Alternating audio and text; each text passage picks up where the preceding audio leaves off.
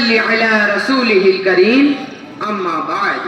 صدر ذیشان، منصفان حق شناس اور سامعین اکرام، بہتر ہے محروما پہ ڈالو نہ کمندے، انسان کی خبر لو کہ وہ دم توڑ رہا ہے.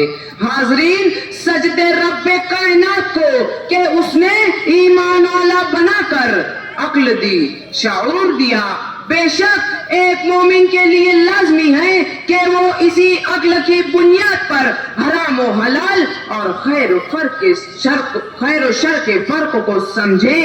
یقیناً حلال اور خیر کو پسند کرنے والے ایمان کی چاشنی کا لطف اٹھاتے ہیں اور عاقل ہونے کا ثبوت دیتے ہیں، جبکہ حرام و شر پسند کرنے والے ایمان کے قاتل اور عقل کے دشمن ہوتے ہیں. اور آج کل ہم یہ تحریر کرتے کرتے نمدیدہ ہے کہ مسلمان سماج کا چپا چپا جس حرام کام میں ڈوبتا جا رہا ہے، اس وبا کا نام نشہ ہے، شراب ہے، منشیات ہے.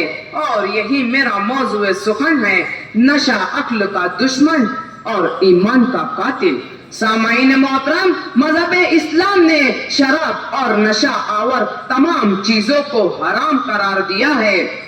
یہ عقل کو معوف کر دیتی ہے اور روح کو پراگندہ کر دیتی ہے. اللہ تعالیٰ کا ارشاد ہے، یا ایھا الذین آمنوا انما الخمر والمیسر والانصاب والازلام رجس من عمل الشیطان. اے لوگو جو ایمان لائے ہو، یہ شراب، یہ آستانے، یہ پانسے، یہ سب گندے شیطان کے کام ہیں، ان سے پرہیز کرو، امید کہ تمہیں فلاح نصیب ہوں گی. رسول اللہ صلی اللہ علیہ وسلم نے فرمایا، کل مسکر خمر وکل مسکر حرام، کہ ہر نشہ آور چیز خمر ہے اور ہر نشہ آور شے حرام ہے. ذی وقار سامعین، نشہ ام الخبائث یعنی برائیوں کی جڑ ہے. یہ سست رفتار زہر ہے، انسانی قدروں کو پامال کرتا ہے اور اللہ کی یاد سے غافل کر دیتا ہے. حاضرین، آج مسلم نوجوانوں کی حالت زار پر رونا آتا ہے. سگریٹ اور حقہ کے ذائقے سے شروع ہو کر افیون، گانجا، چرس نہ جانے کہاں لے جا کر کھڑا کر دیتا ہے. رات کی تاریکی میں جیسے جیسے اضافہ ہوتا ہے، ان کی محفلیں شباب پر ہوتی ہے. مؤذن فجر کی صدا لگاتا ہے تو احترام میں محفل کا اختتام ہوتا ہے. ان کی محفلوں کا ایک مقام ہو تو بتلایا جائے، کوئی ایک گروہ ہو تو نشاندہی کی جائے، ان کے نشے کی کوئی ایک شکل ہو تو بتلائی جائے. سامعین، نشے کی لت میں انہیں اپنے رشتوں کی پاسداری نہ رہی. تحقیق یہی کہتی ہے کہ نشہ کرنے والے نہ کما رہے ہیں نہ کھلا رہے ہیں، گھروں میں آ کر حیوانوں کی طرح حرکت کرتے ہیں، بد اخلاق ہو چکے ہیں، اندر سے کھوکھلے ہو چکے ہیں، پوری مسلم قوم کے لیے شرمندگی کا سبب بن چکے ہیں.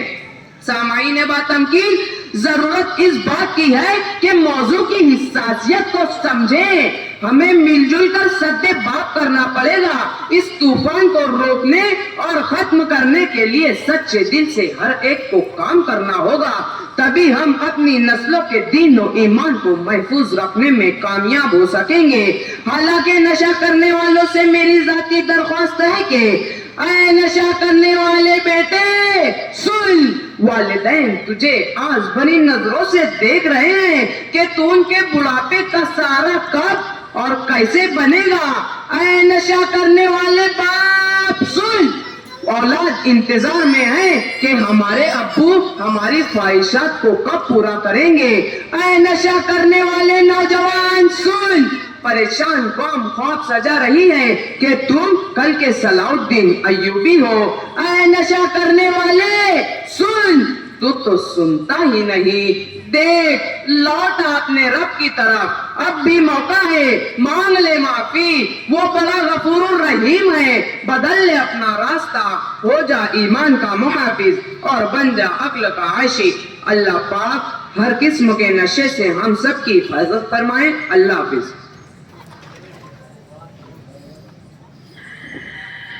اس طرح